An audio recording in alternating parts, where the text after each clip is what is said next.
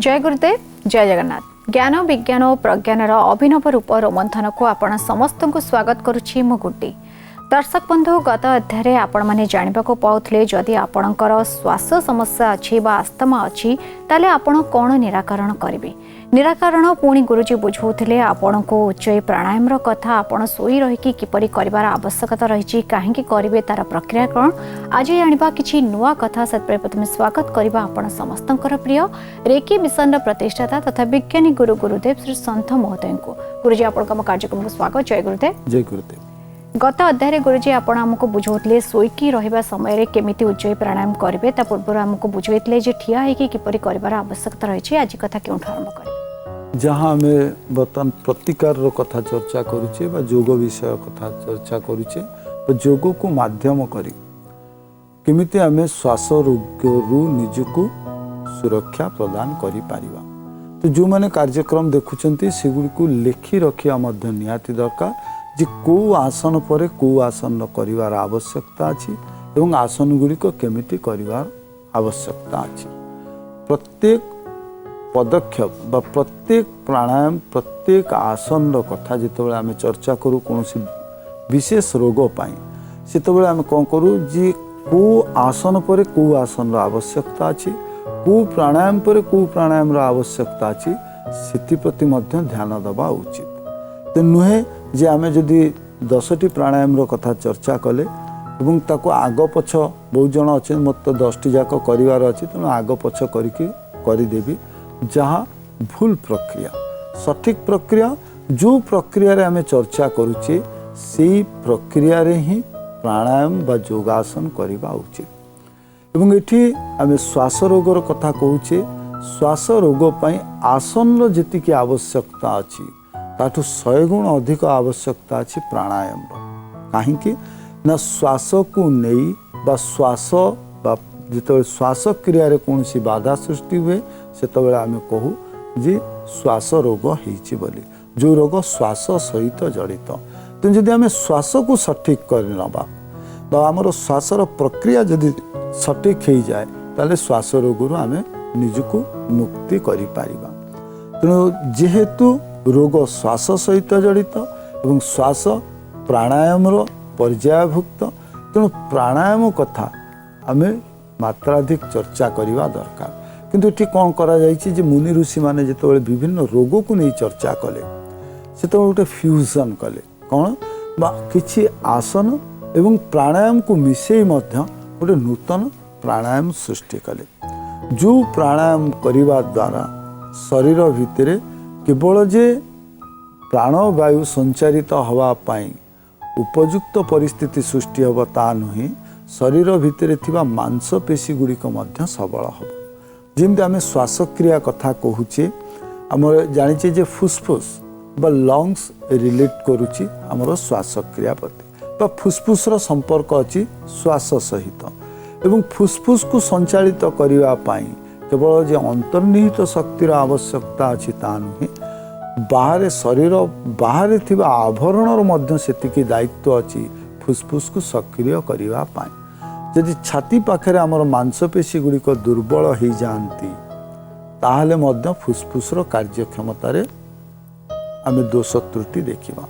तो उभय को सक्रिय करने गोटे नूतन क्रियार प्रणयन जहाँ को आम कहले सूर्य नमस्कार आसन एवं आसन प्राणायाम ए उभयर सम्मिश्रण रे करा जाइछि जहाँ गोटे संपूर्ण क्रिया किंतु आमे एठी गोटे संपूर्ण क्रियार कथा चर्चा करने गोटे आसन कथा चर्चा करुचे जहाँ को सूर्य नमस्कार आसन कहा जाउछि।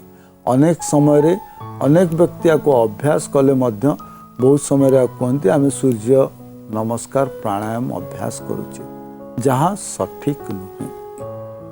सठिक व्याख्या जहाँ आम कहले सूर्य नमस्कार आसन बा एमिति गोटे आसन अभ्यास करिबा जो आसन द्वारा सीधा सड़क भाव आम सूर्य शक्ति ग्रहण करिपारिबा एवं सूर्य द्वारा संचारित होउथिबा पंच तत्व को मध्य सुबंदोबस्थित भाव शरीर भितर प्रवेश करि पारिबा एवं मांसपेशी गुड़ी को एमिति सक्रिय करिबा जहाँ प्रत्यक्ष भाव में जाई आम फुसफुस बा लंग्स उपर प्रभाव सृष्टि करिवो बा तार जो लंग्स रो कैपेसिटी अच्छी लंग्स रो कैपेसिटी बढ़ाइबो बा आमे साधारण भाव में कहू आम फुसफुस जहाँ आम व्यवहार करुचे जहाँ आम काम लगुच से तंतु जातीय बा परस्त परस्त होइक अछि एवं तार अति बेसी रु बेसी 3% आम स्वाभाविक भाव में व्यवहार करूँ जदि तो संपूर्ण भाव में व्यवहार को आनिबा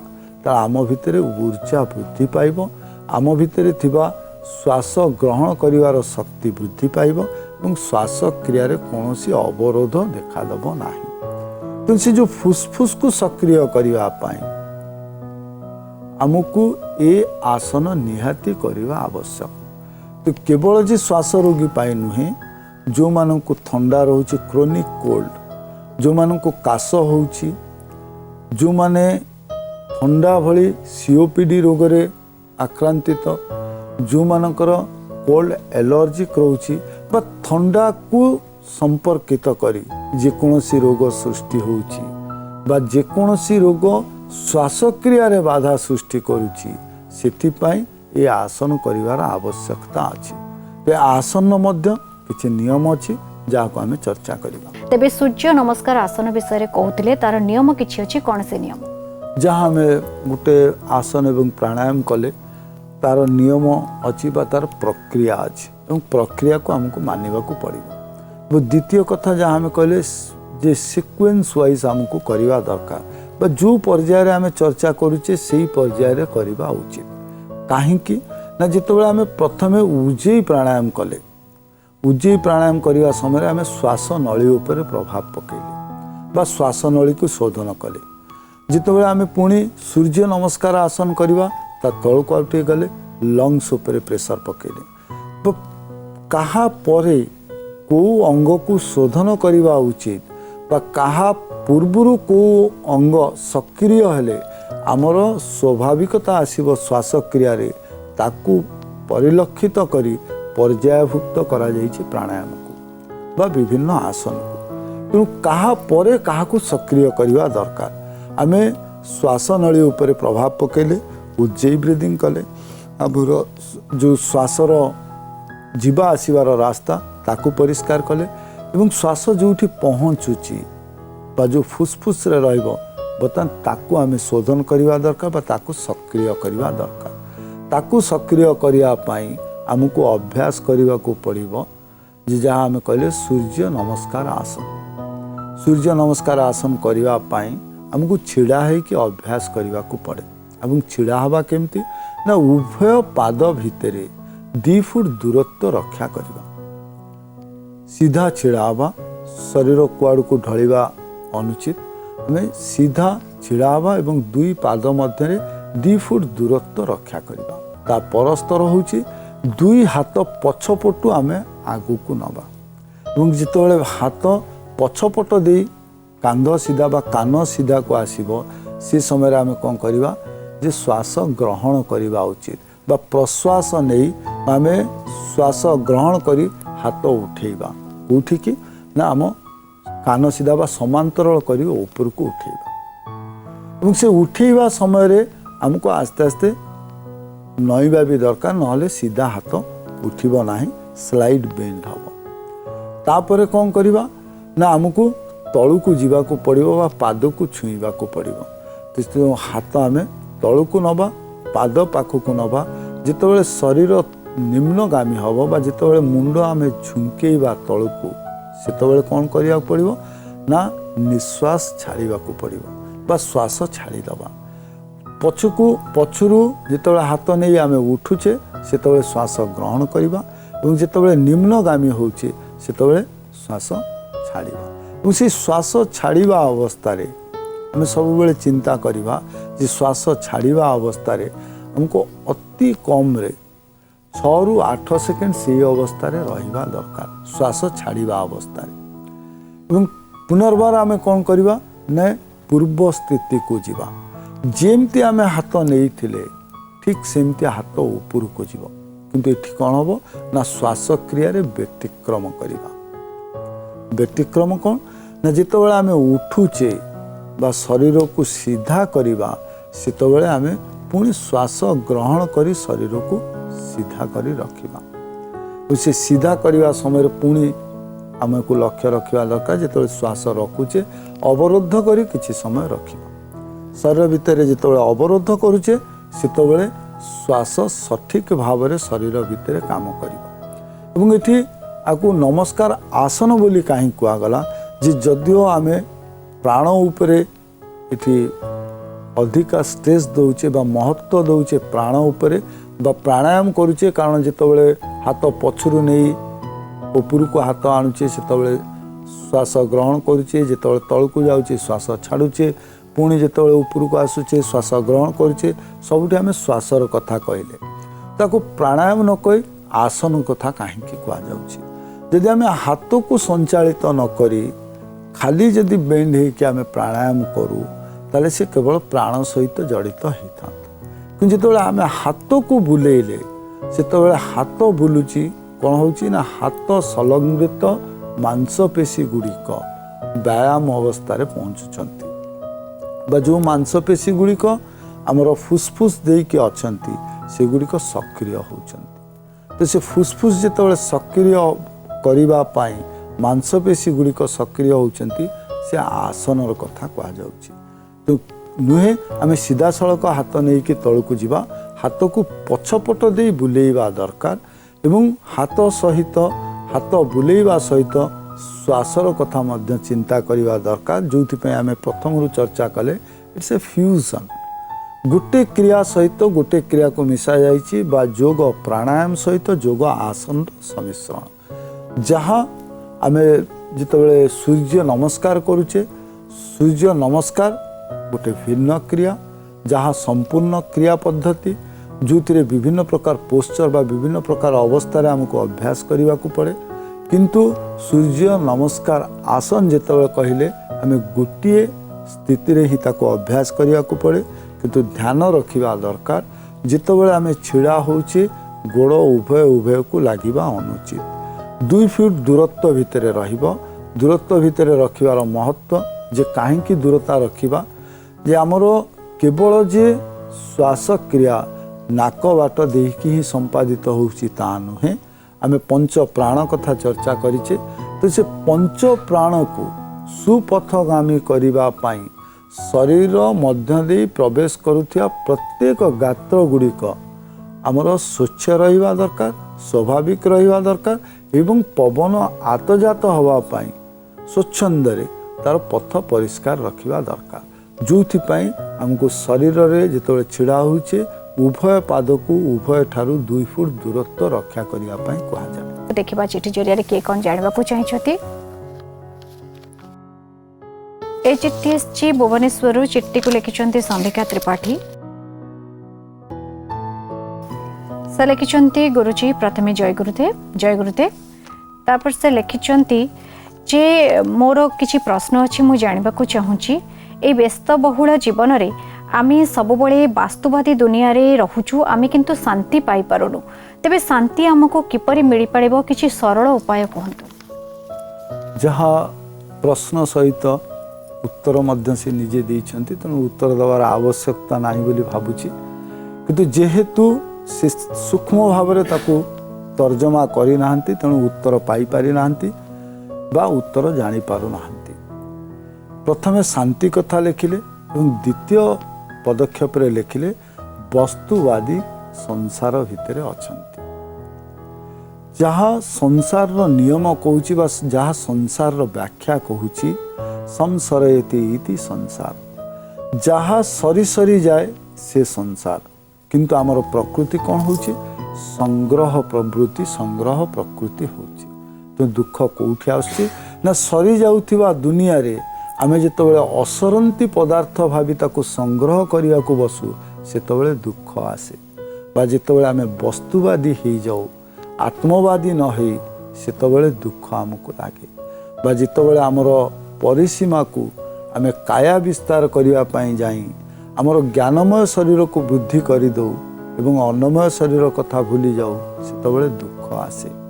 से सब बेले कह जाए जो दुख कष्ट आसे से कह जाए आत्मस्थ हुआ। जे कोउठी आमे कष्ट अनुभव करि परिबा नाही ना जेतेबेले आमे आत्मस्थ हवा बा ई जिते प्रकार पदार्थ अछि से पदार्थ ठारू बा से वस्तु ठारू हमको दूरे रखिबा। तार अर्थ नुहे जे आजिकली जो द्रुत उन्नति विज्ञान घटुची एवं विभिन्न पदार्थ आमर आवश्यकता अछि से पदार्थ गुड़िक उपरे आमे आशा न रखिबा बा से पदार्थ गुड़िक व्यवहार न करिबा यह तार अर्थ नुहे। प्रत्येक पदार्थ को आमे व्यवहार करिबा प्रत्येक वस्तु को आमे निजर करि परिबा किंतु ता भितरे गोटे लुकायित शर्त रहिबा दरकार वस्तु बिना भी मु रही पारिबी बा वस्तु उपरे निर्भरशीलता। तो जो सूक्ष्म अति सूक्ष्म भाव में आम अनुध्यान करुचे गोटे विषय से आम पाखे उत्तर कौन पहुँचुची जो अशांति हबार लक्षण कौन ना वस्तु उपरे निर्भरशीलता ही आमको दुख प्रदान करि थाए। तो जदि आम वस्तु उपर निर्भरशीलता आम हटई नौ से आमको सुख मिल जदि सुख मिलला तो शांति निश्चिंत भाव में मिल तेणु शांति बा इनर पीस पीस बा शांति कथा आम जो कहे से शरीर भीतर कथा किंतु आम ताको खोजुचे निर्बोधता आम ताको खोजुचे कौटी बाहर शांति मिल जहाँ बाहर उपलब्ध न हो पारे जहाँ शरीर भितर स्थिति ताको जदि आम बाहर खोजु ताले से मिलिबो नाही। जिमते आम गोटे पदार्थ खोजिया पाई जाउची जो दुकान से पदार्थ मिलुची जदि सेठी न खोजी आम गोटे औषध दुकान जाई इलेक्ट्रोनिक्स जिनस मागिबा जेमती निर्बोधता हबो ठीक सेमती शरीर भितर थिबा पदार्थ को शरीर भितर को जाई न खोजी आम बाहर खोजिबा सेया हबो। तो जो वस्तुवादता बा वस्तु उपरे आमर निर्भरशीलता को आमको ह्रास करने को पड़ो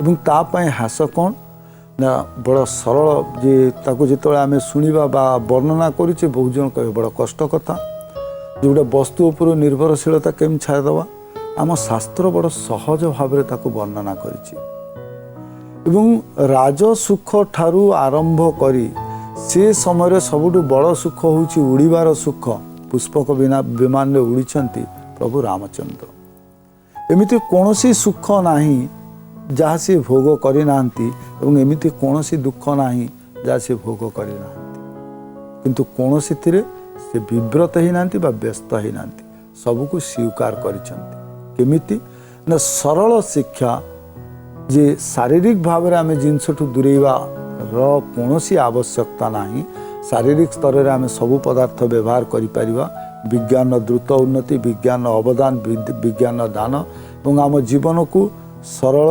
सुखद करने से सबूर आवश्यकता अच्छी सुख प्रदान करने शांति प्रदान पाई नुहे शांति प्रदान पाई आवश्यक कौन जहाँ महर्षि वशिष्ठ शिखेले श्री रामचंद्र को चित्त निवृत्ति बा मानसिक स्तर रे आमको निवृत्त रहिबा दरकार सबु सहित थिबा कहा सहित नथिबा जहाँ को कहले चित्त निवृत्ति बा वस्तु उपरे निर्भरशीलता ठू दूरे ही रहिबा। द्वितीय शांतिर मंत्र एक्सपेक्टेशन जी मते या दरकार सेया दरकार सेया दरकार तुमको कौन दरकार तार जो आमे तालिका प्रस्तुत करछे से तालिका ठू दूरे ही रहिबा।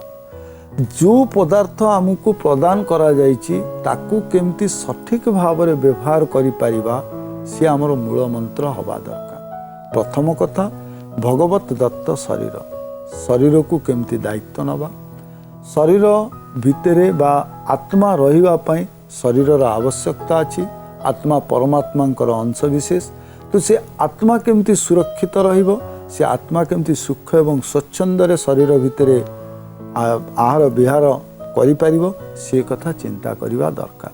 तेणु कौन द्वितीय उपाय आत्मस्थ हवा एवं आत्मस्थ हवा पाई सरल उपाय ध्यानस्थ हवा हुए तो जिते आम ध्यान कथा कहूचे से आम साधु सन्थ मुनि ऋषि जोगी ये विषय आम कल्पना को आसब जे सेमानंकर ध्यान करवा काम आम कहीं ध्यान करवा ताको आहुरी सरल उपाय को नहीं आसवा साधारण भाव में प्रत्येक सामाजिक जीवन प्रत्येक व्यक्ति त्राटक अभ्यास करवा दरकार एवं त्राटक पाई कौन सी बाह्य पदार्थर आवश्यकता नाही जे दीपटे जलैवा कैंडल जलैवा कौन सी पदार्थ आनिबा कौन सी प्रतिमूर्ति आनिबा रूप आनिबा एथुरु मध्य निवृत्त हो जदि सकाळ समय समय मिलुछि बाळ अरुण ताको उपरे तीक्ष्ण दृष्टि रखिबा जहाँ कहले आमे जितबेले सर्वशक्ति सहा गायत्रींकर कथा कहूचे सेतबेले आमे कहूचे तत्सवितु वरेण्यम जहाँ सवितांक भली रंग से होउछंती गायत्री बाजे सृष्टि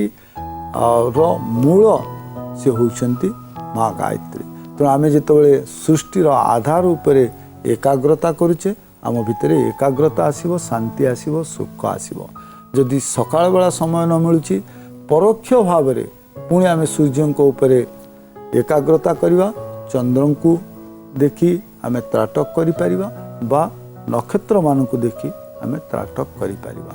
तो त्राटक करिबा एवं वस्तु सहित केते दूरत्व आमे रक्षा करि परिबा। यदि ये दुईटी अवस्था आमे पहुँचुचे आपे आपे मानसिक स्तर रे मन भितरे शरीर भितरे शांति देखादेव। तो आमे सुख पछरे दौड़ी शांति को भूली जाऊचे तेणु आमे सुख पछरे जीवा नाही शांति पछरे जीवा ही उचित। आज्ञा गुरुजी आशा जे समस्ते निश्चय शांति रहिबा को चेष्टा करिवे प्रक्रिया आपण जो बुझेले ताहा करिबा को चेष्टा करंतु। तेबे आज पई बहुत बहुत धन्यवाद। जय गुरुदेव। जय गुरुदेव।